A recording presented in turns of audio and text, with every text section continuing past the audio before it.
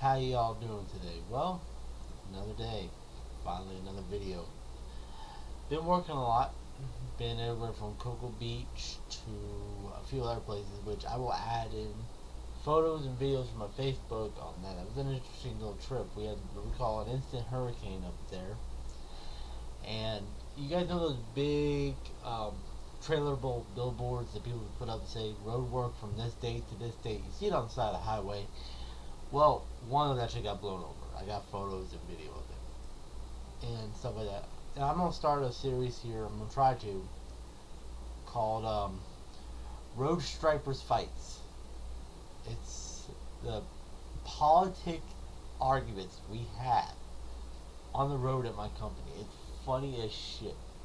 We argue about Trump. We argue about this guy. We argue about the, but it's funny as hell. And there's other things that have got to be added into. Saw a video lately. I'm originally from Broward County, Florida, where Parkland shooting happened. That's a different city, but same county. Grew up right around the Everglades on Lake Okeechobee. Right now, there's big publicity about Lake O.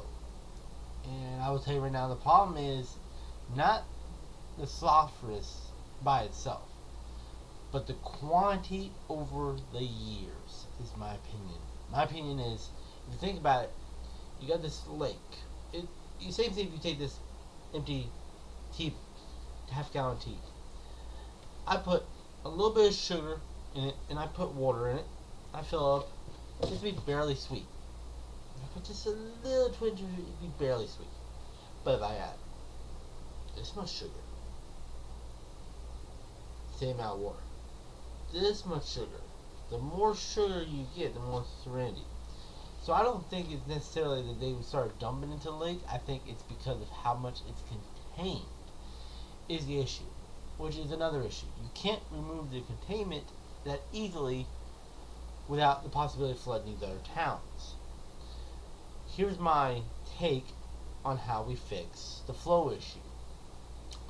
Instead of building a dike that holds the lake in, build a directional dike. What I mean by that is build a dike around the towns. Okay? You build a dike around the towns and around some land that gets built up for farming. Build up some land for farming. We keep the farming going out there.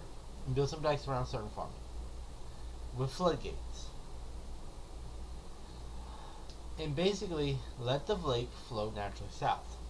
We do not need to be pumping the farm water back into the lake. You see, the buildup over the years of all these chemicals has made it a higher and higher concentrate. It's not a 1-year issue. It's not a 2-year issue. This is a decades, multiple upon multiple decades issue that has caused this issue today. You gotta realize, it's like I said, you take this bottle, the percentage of something, you put a little arsenic in the bottle. The arsenic at a certain level is fatal. We know this. By a slight percentage, one little drop, won't kill you the first day. But you constantly increase. As you increase that percentage, you get a more concentrated dose, it becomes more deadly. So this is my suggestion to everybody at the Florida Clean Water Act and the government. We need to drain the lake. Now everybody's gonna say no because it's letting all this poisonous stuff out. Let me verify. We need to drain the lake south through the fields, through the glades. The massive release will kill, in my opinion, 3 miles from the release point. But as it filters down, because it's spreading wide and thin, it's not being channeled, it will get filtered out.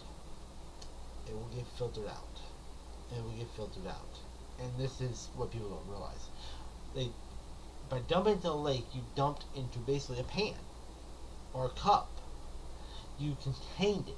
When you contained it, you created to where the levels could rise. It's such an anchor bolt because it's contained. If you had let it flow naturally, we might have seen this effect in a few million years, a few 100,000 years. It would not have been this quick. It may not even ever been this bad. It may never have gotten to this level. Now everybody's saying attack Big Sugar. You can't keep attacking the farmers. You can't do it. It's stupid. Why do you attack people's livelihoods? My question to both the Democratic parties, the Republican parties, all these, we need freaking EPA regulation groups. How do you keep industry going? Keep it clean, not destroy the environment, and keep the industries we need going. If someone can answer me that question, how do you keep all three, environment clean, industries we need going, and without shutting anything down? If you could come up with that answer, we would have the environment we need, the environment that the protection wants. See, this is the problem. Everybody talks about the regulations that Trump removed. And they want to attach Trump over this Lake Okeechobee thing. But this is a Florida state issue. This is not a federal issue. That's another problem I have with that, but that's for another time. You got to think about this. This is something that's been going on for decades. So it's creating a clean water issue that we need to address. We need to address it now. And we need something done now. And what my suggestion is, Big Sugar, move your most southern fields, the most due south of the lake along the 27 corridor. Remove them. Give them up. Okay? The swath of about 6 acres each way. Let a lake, let a canal be dug or be opened through that area. Let it be built. Let the drains past the farming properties into the Everglades. Then don't pump any more farm water up into the lake. Let it flow down that canal into the glades. The phosphorus level across so many acreage will be so low after the plants have used it, after it's been sitting on the ground, will be so low it will not cause this issue. Give the lake a chance to drain this stuff out. We will have this issue for a while now, is what it means, but we can't add to it. You can't keep adding it to the lake. It's going to be added to from the north, from the cattle farmers, from the manure, which is something we can't stop. We need the manure, we need the cattle, we need the dairy, we need the beef. That's something you gotta leave in there. So, but the cattle alone is contained in a sense that they shit so far from, they shit in the water and they shit far from the water. So the quantity levels coming from the north are not going to affect it nearly as bad as the direct pump from the south. We need to let this stuff flow naturally into the glades. It will reduce the plume. It will reduce a lot of stuff, and we can possibly filter this out. Mother Nature's resilient. Filter it out, and hopefully that will fix the problem. But Big Sugar, do not take back any of your land that you gave up as part of that deal. Let a reservoir system be built through your land. Work with environmentalists to keep your farms going. You give up some acreage. So what? You can buy a little bit more on the north side or a little bit on the west side. You can buy more acreage. Swap. Do a government swap. If there's land that's in foreclosure from the federal government for taxes, tell them swap with you for this reservation program. Do a land swap to get water flowing south into the Everglades, and that will filter out a lot of the harmonics, and it's not contained. That's the thing. You're putting it into like a soup bowl. That's what you got to think of this as. Everybody gets all technical, but if you think about it, you put something into a soup bowl, water goes in, chemical goes in, where's it going to go? Nowhere. And if it don't go nowhere, it's just sitting. So it sits, and you got more added, and more added. Eventually that bowl overflows, and this is the situation we have now.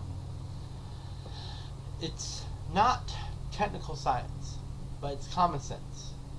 You're pouring into a closed environment that doesn't free flow, you're going to build up the levels.